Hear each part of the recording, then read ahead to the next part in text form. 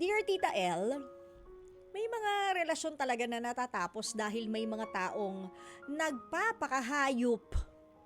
Pero paano kung matapos ang relasyon ng dahil talaga sa isang literal na hayop? Sa 3 taon naming pagsasama, nasa puntong pwede na po kaming magpakasal. Napag-uusapan na namin ito madalas hanggang sa sinimulan na naming pagplanuhan. Sa pagpapakasal, alam namin na kailangan ng pinansyal, Tita L. Kaya naman nabanggit ko sa partner ko na panahon na ata para ibenta yung baka na nabili namin sa probinsya.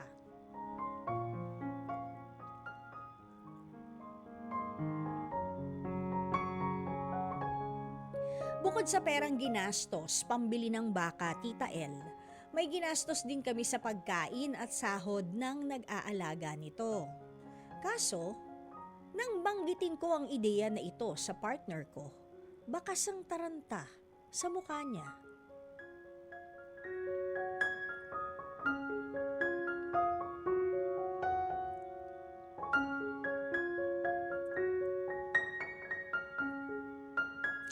Noong una, ayaw niyang magsalita hanggang sa bigla na lang niyang ipinagtapat sa akin, wala na yung baka, mahal. Ha? Paanong wala? At bakit ngayon ko lang ito nalaman? Ang totoo, wala pala talagang baka, Tita L.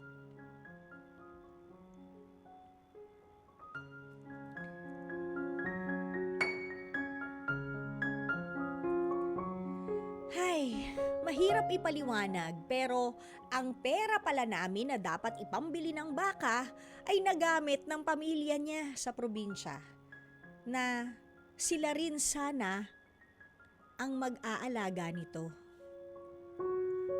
Wala rin naman daw ginastos sa pagkain at sahod dahil wala namang baka simulat sa pool.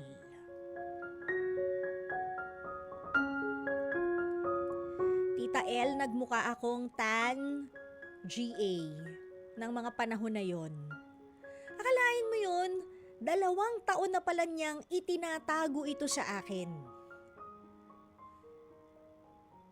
Sa ngayon, wala nang usad ang plano ng aming pagpapakasal. Hindi ko pa rin akalain na nang dahil sa baka, mawawala ang aking pagtitiwala sa kanya. Lubos na gumagalang, Arlene. Grabe, Arlene! Baka, hindi talaga kayo inadya para sa isa't isa, pero grabe naman yun!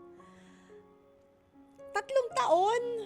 3 taon na, kunwari, nag-share kayo ng pampasweldo, nag-share kayo, kunwari, ng pambili ng baka, tas wala naman pala talagang baka. Hindi naman pala totoo. Literal, naging baka. Di ba? Nakakaloka. Pero tama ka naman na wag na siyang pakasalan. Di pa nga kayo kasal eh. Inaano ka na niya, niloloko ka na niya, nagsisinungaling na siya sa'yo. 3 taon mo ring binuhay ang pamilya niya. Kasi di ba?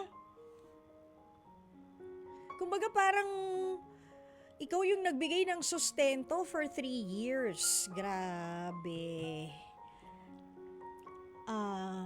I can't imagine how you feel. Kung anong klaseng hurt yung nandyan sa puso mo ngayon. Kasi eto 1 taon nagtiwala ka, mahal na mahal mo. Pagkatapos, alam mo yon, parang isang malaking kasinungalingan pala yung nangyari.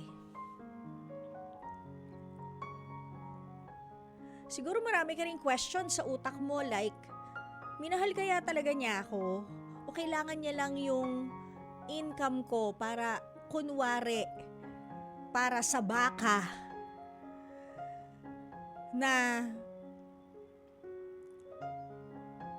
mga tao naman pala.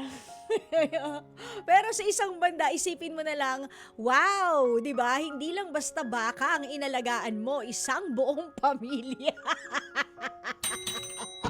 Sa isang banda, yun na lang ang isipin mo, pero may hangganan ng lahat. At tama ka, dapat lang naman talaga na hindi mo na i-pursue pa yung pagpapakasal dito sa guy na to. Malamang kasi nakakilala to. Boylet na to. Nakakaloka. Siguro what you can do is let go, 'di ba? At mag-heal ka muna mula sa hurt na naramdaman mo from this guy. Hayaan mo munang maghilom ang mga sugat. Kasi ang daming issues. Unang-una sa listahan, betrayal. Betrayal of trust. Yan pa naman talaga yung pinakang mahirap. Kasi 'di ba, lagi natin sinasabi dito, ang trust, matagal yan. Matagal bago mo ma-earn. 'Di ba?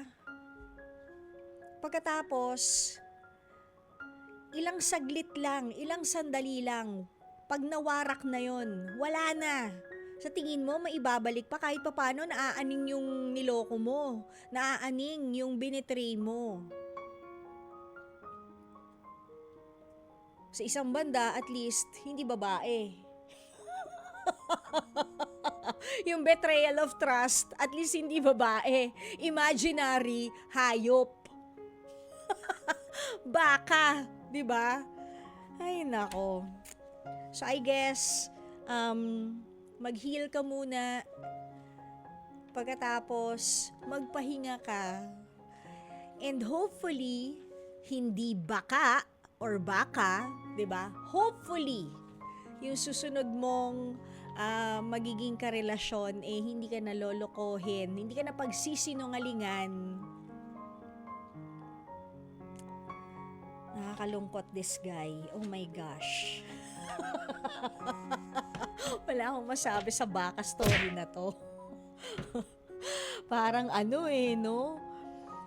Parang naglaho ng yung baka. Anyways, ayan, sige. Arlene, sana kahit pa paano nakatulong, lalo na yung kanta na sobrang sumisigaw ng just be honest from the start. Hindi ba? Kasi kailangan yan sa isang relasyon. Okay?